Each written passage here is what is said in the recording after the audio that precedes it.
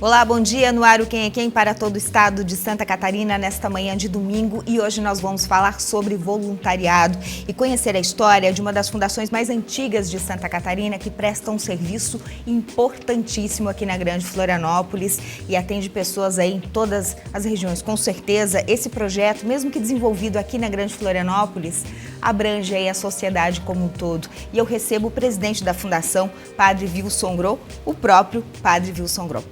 Bom dia, Padre, um prazer recebê-lo. Bom dia, Elaine, também é um prazer vir ao teu programa e um prazer a gente poder trabalhar nessa manhã uma compreensão um pouco de toda essa perspectiva de vida que pulula nas periferias das nossas grandes cidades e ao mesmo tempo estar em companhia talvez de tantas famílias que vão nos acompanhar nesse programa. Bom, eu vou lhe chamar de Padre Wilson, que é como o senhor é conhecido e carinhosamente chamado por toda a população, né? Bom, a fundação, ela começou, na verdade, com uma ONG lá na década de 80, né, Padre Sim. Wilson? Eu gostaria de resgatar um pouco dessa história. O que levou o senhor a fundar essa ONG lá na década de 80? Olha, eu me ordenei sacerdote em 1981 e nesse período a gente vivia nesse país que era a saída da ditadura para a questão toda das organizações e o fortalecimento da sociedade civil. E como estudante eu comecei todo um trabalho no Morro do Mocotó em 79 e a partir dali me interessei de investir a minha vida para essa realidade social. E dentro dessa realidade social, a minha grande força foi a compreensão de entender o meu ministério sacerdotal a partir de uma visão bíblica. E a visão bíblica e, diria assim, o capítulo da Bíblia que eu peguei e prendo para mim como uma força diária e ao mesmo tempo como encarná-lo é o capítulo de Mateus 25, 31, que fala: tive fome e me deste comer, sede e me deste beber, peregrino e me acolhestes, nu e me vestistes, tudo o que fizerdes ao menor de meus irmãos, a mim eu farei. Então, a minha força motriz diária do processo desse trabalho e o meu entendimento de entrar na periferia por esse viés bíblico, ou seja, por essa dimensão teológica e de entendimento do reconhecimento do outro como ser humano e como expressão do Criador, é o que me alimenta ainda nesses 30 e tantos anos que eu vivo na periferia da cidade. Então, o nosso primeiro grande trabalho foi o trabalho na rua. Foi o trabalho em relação já aos moradores de rua, aos migrantes que chegavam do interior do estado para cá, de fora do nosso estado. E o primeiro grande movimento nosso foi trabalhar um pouco os processos de ocupação de terra e ao mesmo tempo de redimensionar e urbanizar as áreas aqui na Grande Florianópolis que já eram áreas ocupadas. Certo. E dentro disso a nossa grande preocupação foi com a educação. Então Certo. Nasceu o CEDEP nesse processo em 1988, por aí, 89, né? Que foram organizações que foram nascendo. João Paulo II, com a irmã Neves, lá na Ponte do Inamuaruí, nasceu em 1980, quando ela se deslocou para aquela realidade. Hoje essa organização está na nossa rede. Então as nossas organizações foram nascendo de acordo com a demanda da realidade local. E uma demanda que a gente focou foi a demanda da educação. Certo. Por que a educação? Porque o instrumento da educação, ele dá à criança a possibilidade de potencializar o capital social que ela tem. Dá ao jovem a capacidade de potencializar esse instrumento Certo. que ele tem e manejar esse instrumento que lhe ajuda a abrir um olhar de mundo, uma releitura de mundo.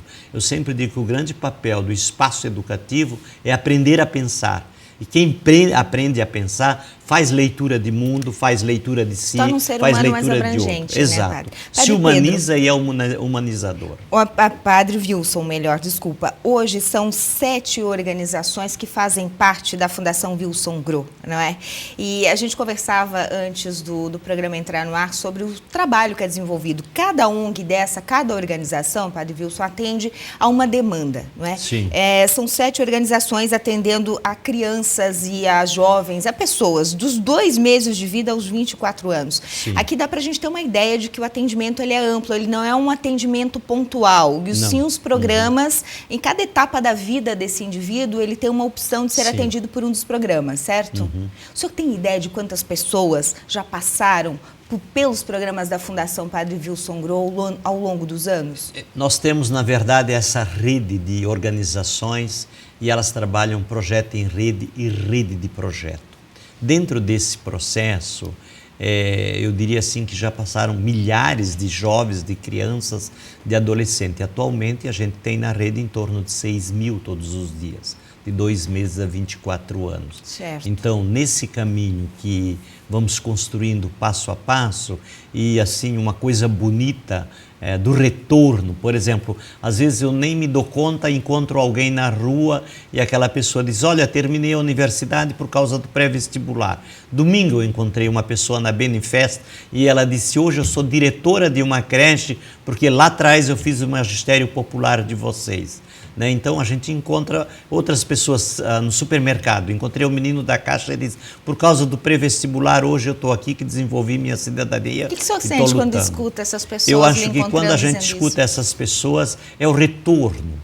E o retorno despretensioso, não é um retorno assim no senso, é o retorno da gratidão. Essas pessoas, né, que demonstram essa gratidão por terem sido acolhidas pelos programas, elas tornam a fazer o bem no seu dia a dia? Elas replicam esse bem que elas receberam? Elas replicam esse bem. Eu poderia te contar uma história de sucesso, que para mim é um case de sucesso, é o caso do Diego.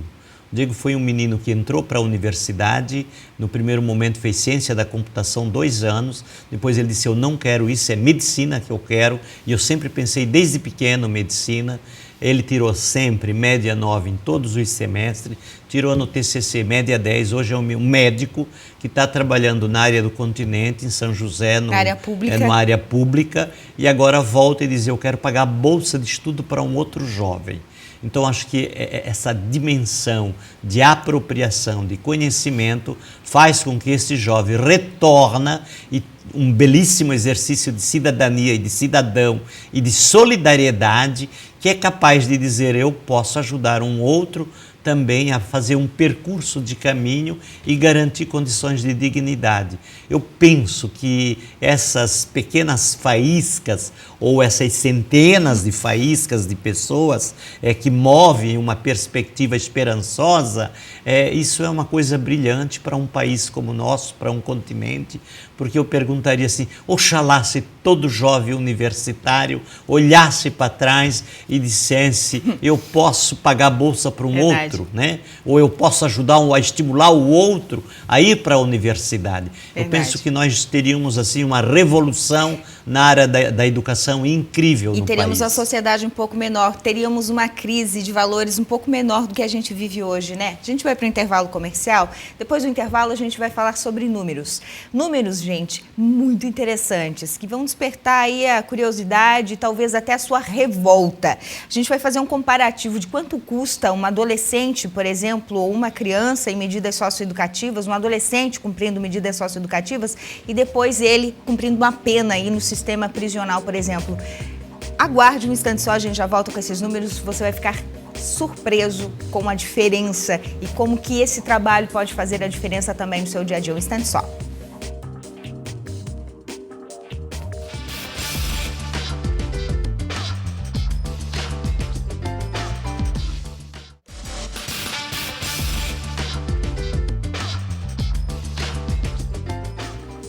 De volta no ar o Quem é Quem para todo o estado de Santa Catarina nesta manhã de segunda-feira, e hoje estamos falando sobre voluntariado, falando sobre um trabalho sensacional e com certeza reflete aí no seu dia a dia também. Eu recebo aqui na bancada do programa em Florianópolis, Padre Wilson Grow, que é o presidente da Fundação Wilson Grow, que tem aí 7 organizações, 7 ONGs trabalhando em rede dentro da fundação e atendendo a mais de 6.000 pessoas hoje, não é, Padre Wilson? Mas eu deixei um questionamento ali no final do primeiro bloco da entrevista, que são aqueles números que o senhor me contava ali em off, fora do ar. Eu gostaria de compartilhar essa informação com os catarinenses. Conta pra gente, que números são esses? Qual é a diferença, por exemplo, essa comparação que a gente pode fazer sobre a prevenção e depois já trabalhando na penalidade, tratando-se aí de jovens infratores, por exemplo? Eu penso, Elaine, que o nosso olhar em relação à juventude, à criança e ao adolescente tem que ser sempre um olhar não de trabalhar com a questão do dano, mas trabalhar com a questão do potencial, do capital social que essa criançada, a juventude, os adolescentes têm hoje em dia. Se a gente olha um trabalho em rede de projetos e rede de intervenções e interações nessa dimensão de construir juntos dentro dos espaços locais e dos territórios, por exemplo, um jovem num projeto social conosco, ele custa R$276.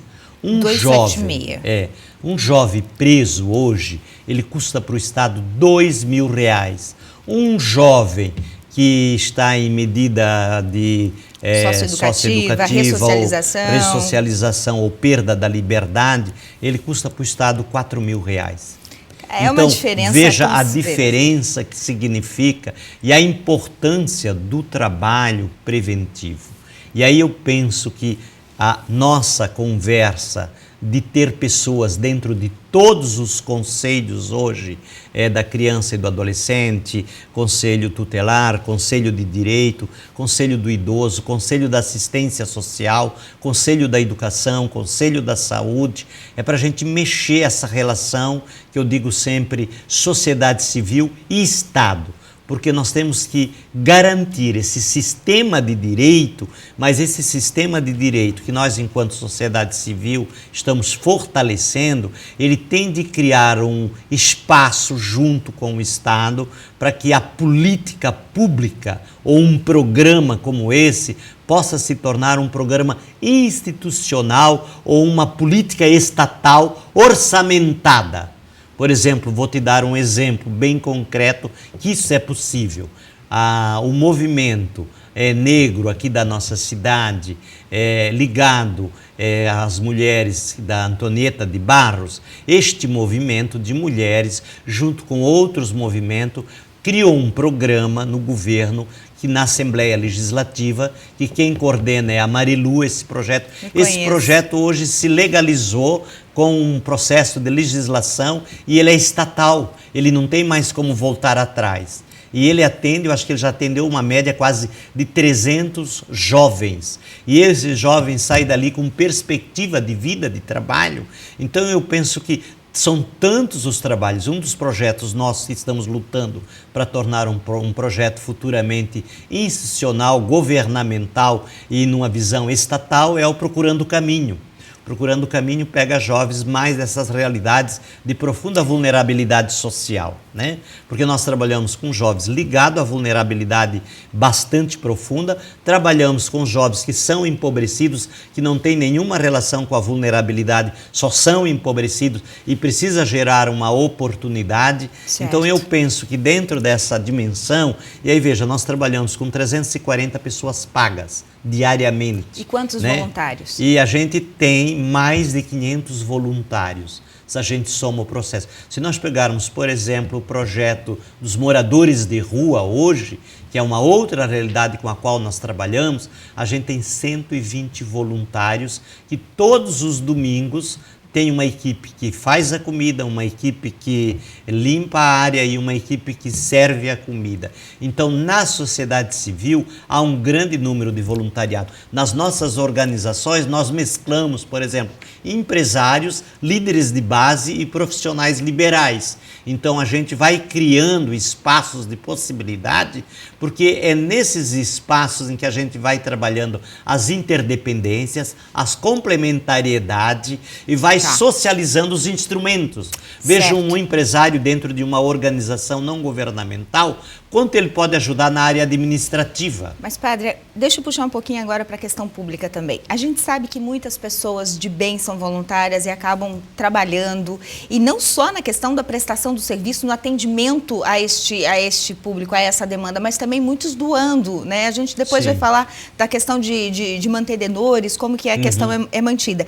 Mas eu só quero aproveitar aqui a sua experiência e toda essa expertise em relação a esses programas para lhe perguntar, o senhor que vive esse dia a dia, Por que somos tão carentes de políticas públicas e de investimento do dinheiro público em questões sociais, em projetos de ressocialização, em programas que atendam crianças que sofrem vulnerabilidade em suas famílias de origem, aquelas que são destituídas do pátrio poder, são levadas para os abrigos, são retiradas das famílias de origem porque sofrem algum tipo de violência? Por que o dinheiro público, e aí eu não falo só de município e estado, eu falo em termos de Brasil, por que é tão escasso e por que mesmo há tanto tempo, tantas pessoas falando dessa necessidade de prioridade, nós ainda não vimos as políticas públicas para o social como prioridade, minimamente prioritárias nos governos? Eu vejo, Elaine, que por trás dessa tua fala, a gente poderia pegar a questão estrutural e estruturante desse país e pegar dentro dessa compreensão os processos da desigualdade social, né? E dentro da desigualdade social, a questão segregacional. E dentro disso, olhar um pouco o que significou o nosso país, olhando no contexto latino-americano. Até 1950, nós tínhamos uma população eminentemente rural. Hoje nós temos uma população extremamente urbana. E uma população urbana, e aí a gente formou cidades extremamente caóticas, que não tem plano, sem planejamento. Então, a população empobrecida, que é invisível, o que sobra para ela na vida da cidade? Sobra aí para as margens, para as baixadas, para os morros, por aí afora. E aí nós vamos formando, se a gente olha no Brasil inteiro, hoje 9 capitais brasileiras têm 60% dos 200 milhões de habitantes nesse país, né? E o contexto da grande Florianópolis não é diferente disso e das nossas cidades de porte médio e porte grande no estado. Agora, dentro da tua pergunta, essa realidade é invisível. Essa realidade, e nós nos acostumamos e nós naturalizamos a cultura da desigualdade social. Agora, trabalhar dentro de um Estado de Direito que a gente fala, e nesse Estado democrático de direito, olhar essa realidade e tratar os desiguais de outra forma, que é gerar possibilidades de oportunidade. E aí eu acho que esse é um olhar que necessita de uma grande inversão do Estado na linha das prioridades. Aqui eu acho que está o grande foco, olhar essa realidade como um potencial preventivo e não sobre o punitivo, porque ainda nós trabalhamos muitos programas de governo só na área das consequências e não trabalhamos na área da prevenção. A causa. E aqui é uma mudança de olhar, de paradigma, de pensar o Estado sobre outra perspectiva. É verdade. Aí os políticos que estão assistindo Quem é Quem hoje em todo o estado de Santa Catarina, em termos gerais, desde o vereador até o governo do estado, já que nosso programa é estadual, né? Quem sabe também uma forma de pensar diferente a própria política pública, Exato. Não é? Está na hora desse debate. A gente vai para o intervalo, já a gente volta com o último bloco do Quem é Quem, um instante só.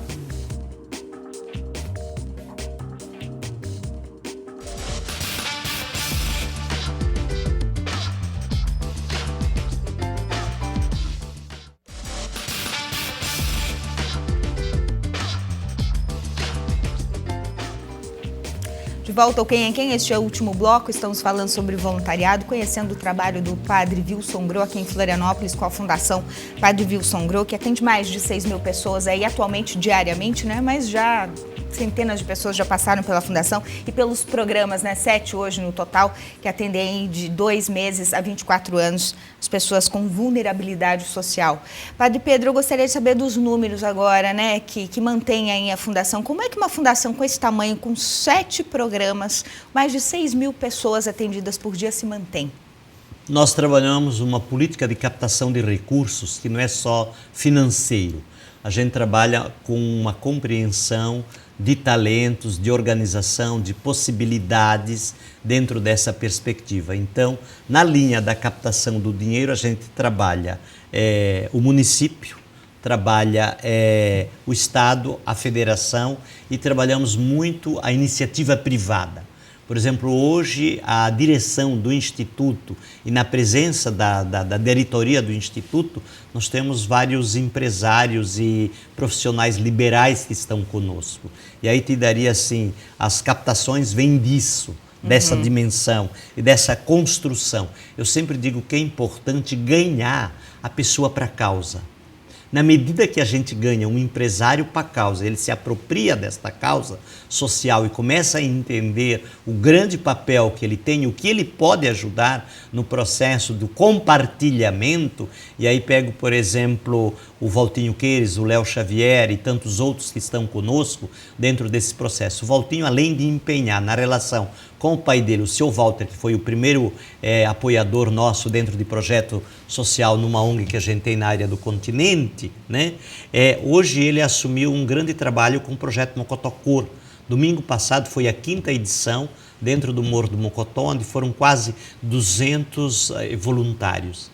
Desde pessoas simples, pessoas profissionais liberais, empresários, juízes, advogados. E o grande trabalho foi botar a mão na tinta e pintar e interagir com a comunidade. Eu penso que aqui a gente está fazendo uma grande revolução na relação centro e periferia. Que não é só financeira. Exato. É tornar o centro, tornar a periferia para o centro e trabalhar essa relação. Então, o voluntariado e o caminho do voluntariado, ele pode ser um grande caminho para a gente ir pensando e construindo mecanismos de controle social para fazer acontecer uma administração pública eficaz. Porque na medida que eu subo o morro, vejo a realidade do morro e sou uma pessoa do centro e me começo a entender que eu posso dar muito mais e que eu posso começar a controlar um orçamento público do município e uma Câmara de Vereadores e articular junto com o processo do judiciário, a gente começa a criar o trabalho das redes. E aqui são as grandes saídas, creio eu, em cima dessas questões. Então, um trabalho por si só, ele não se sustenta.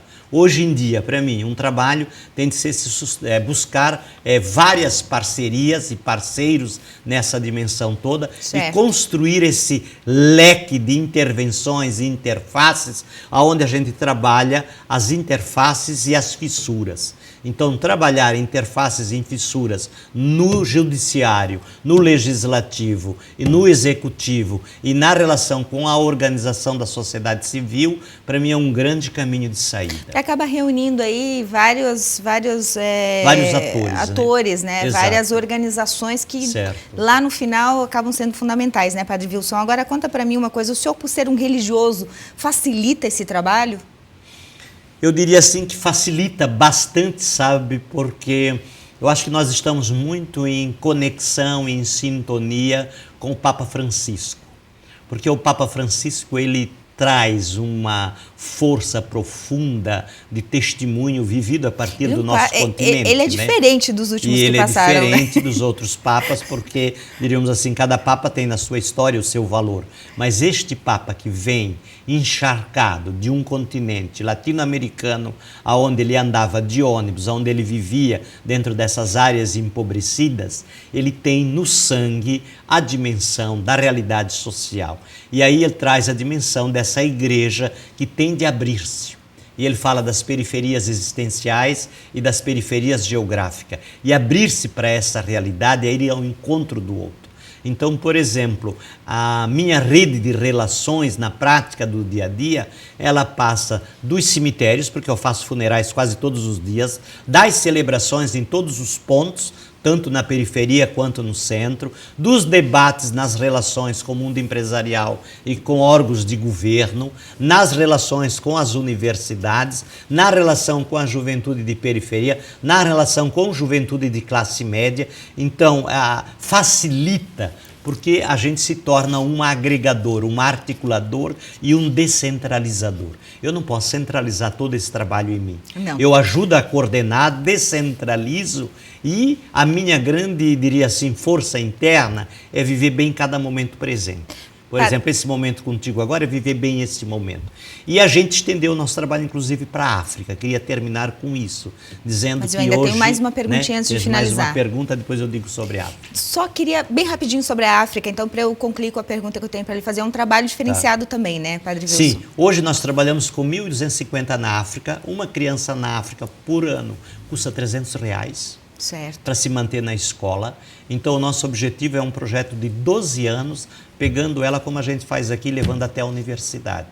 e a gente está criando uma rede de escolas dentro de um território de Guiné-Bissau, ao sul de Guiné-Bissau, chamado Impada. Há quanto tempo esse trabalho na África? 4 anos a gente já está na África e vamos agora, mês todo de março, para lá de novo. Muito legal. Eu gostaria de terminar o programa perguntando o seguinte: que idade o senhor está, padre? Desculpa a indiscrição, mas eu gostaria de pegar um gancho aqui com a sua idade. Eu estou com 66 anos de idade e 34 anos de padre. Aos 66 anos de vida, o senhor se sente com a sua missão cumprida? O senhor, neste momento, com mais de 30 anos, com esse trabalho todo sendo desenvolvido aí, Padre Wilson Gross se sente realizado com a sua missão? Olha, eu me sinto, primeiro, extremamente realizado e extremamente compreendido que eu nasci para isso.